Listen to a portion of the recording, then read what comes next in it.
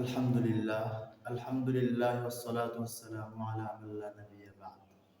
আসসালামু আলাইকুম ওয়া রাহমাতুল্লাহি ওয়া বারাকাতুহু।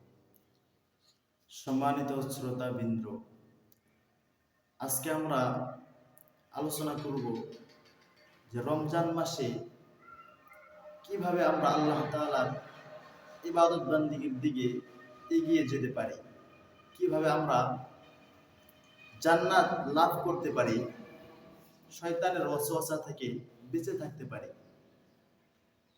এই বিষয়ে সাহাবায়ে কেরামের তারা কিভাবে জীবনযাপন করত, কিভাবে নেক আমলের প্রতি প্রতিযোগিতা করত, এই বিষয়ে সংক্ষিপ্ত কিছু আলোচনা করব।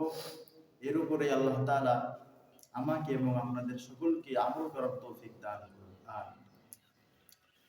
তো আল্লাহ তাআলা সর্বপ্রথম কোরআনের ভিতরে আল্লাহ তাআলা বলেন, বিভিন্ন জায়গায় জান্নাতের বর্ণনা দিয়ে বলেন যে তোমরা জান্নাত লাভের জন্য প্রতিযোগিতা করো। আল্লাহ তাআলা আয়াতের ভিতরে বলেন, ওয়াফি যালিকা ফালিয়াতানাফাসিল মুতানাফিসুন, যে তোমরা প্রতিযোগীদের এমন বিষয়ে প্রতিযোগিতা করা উচিত। আল্লাহ তাআলা এই সূরার ভিতরে, এই আয়াতের ভিতরে ওয়াফি যালিকা ফালিয়াতানাফাসিল মুতানাফিসুন, আল্লাহ তাআলা বলতেছেন যে এমন বিষয়ে প্রতিযোগীদের প্রতিযোগিতা করা উচিত। আল্লাহ তাআলা এই আয়াতের আগে জান্নাতের নেয়ামত সমূহের বর্ণনা দিয়ে এই আয়াতে এই কথাটা বলেছেন। আর নবী করিম সাল্লাল্লাহু আলাইহি ওয়াসাল্লামও হাদিসের ভিতরে বর্ণনা করে দিয়েছেন, বাদিরু বিল আমালিস সালিহাত, যে তোমরা নেক কাজের প্রতি প্রতিযোগিতা করো। যেমন সাহাবায়ে কেরাম রাদিয়াল্লাহু তাআলা আনহুরা নেক কাজের প্রতি তারা একে অপরের থেকে এগিয়ে যাওয়ার জন্য প্রতিযোগিতা করত। তো সম্মানিত শ্রোতাবৃন্দ, আমরা রমজানুল মুবারক মাস পেয়েছি।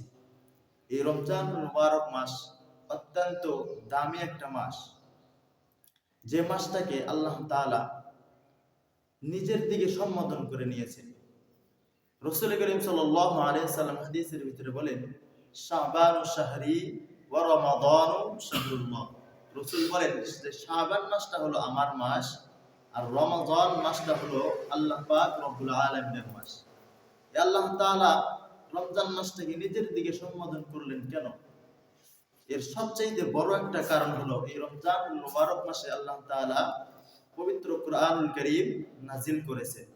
এই জন্য আল্লাহ তাআলা এই রমজানুল মুবারক মাসটাকে এত দামি বানিয়ে দিয়েছেন। তো এই রমজানুল মুবারক মাসে আমরা কিভাবে ইবাদত বান্দিগি করব, কিভাবে একে অন্যের থেকে ইবাদত বান্দিগি দিয়ে প্রতিযোগিতার সহিত এগিয়ে যাব, এজন্য আল্লাহ তাআলা কোরআনের বিভিন্ন জায়গায় নির্দেশ দিয়েছেন। নবী করিম সাল্লাল্লাহু আলাইহি সাল্লাম হাদিসের ভিতরে বিভিন্ন জায়গায় আদেশ দিয়েছেন যে তোমরা সাহাবায়ে কেরাম রাদিয়াল্লাহু তাআলা আনহুকে অনুসরণ করো, তারা কিভাবে ইবাদত বান্দিগি করত, কিভাবে রমজানুল মুবারক মাস কাটাতো। আমাদেরকেও সেভাবে সেই রমজানুল মুবারক মাসে ইবাদত বান্দিগি করা উচিত। তো এই রমজানুল মুবারক মাস রহমতের মাস, মাগফিরাতের মাস, নাজাতের মাস। আমাদের বর্তমান সময়ে আমাদের কাছ থেকে আমরা যে রমজান মাসটা পেয়েছি, এই রমজান মাসে আমরা রহমতের 10 দিন শেষ করে ফেলেছি। আমাদের বর্তমান মাগফিরাতের মাস চলতেছে।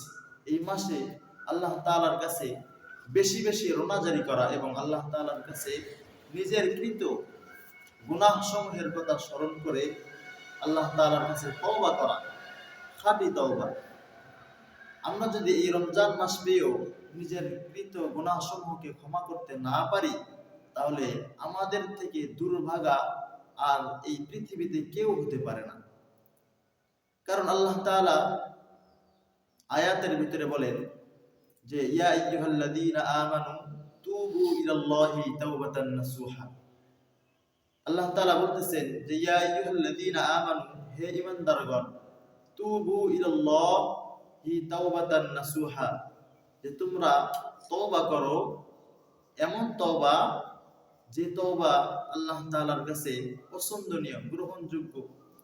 তওবাতান নাসুহা, আন্তরিকতার সাথে তওবা করো, খাঁটি দিলে তওবা করো, নিজের গুনাহের কথা স্মরণ করে আল্লাহ তাআলার কাছে তওবা করো। তাহলে আল্লাহ তাআলা চাইলেই তিনার বান্দাদেরকে মাফ করতে পারে। সুবহানাল্লাহ। তো আমাদের উচিত যে এই রমজান মাসে এই মাগফিরাতের 10 দিনে বেশি বেশি আমাদেরকে তওবা করা উচিত, নিজের কৃত গুনাহের কথা স্মরণ করে। আল্লাহ পাক রব্বুল আলামিন আমাদের সকলকেই এই রমজান মুবারক মাসে বেশি বেশি তওবা এবং ইস্তিগফার করার তৌফিক দান করুন। ওয়া আখিরু দাওয়ানা আলহামদুলিল্লাহি রাব্বিল আলামিন।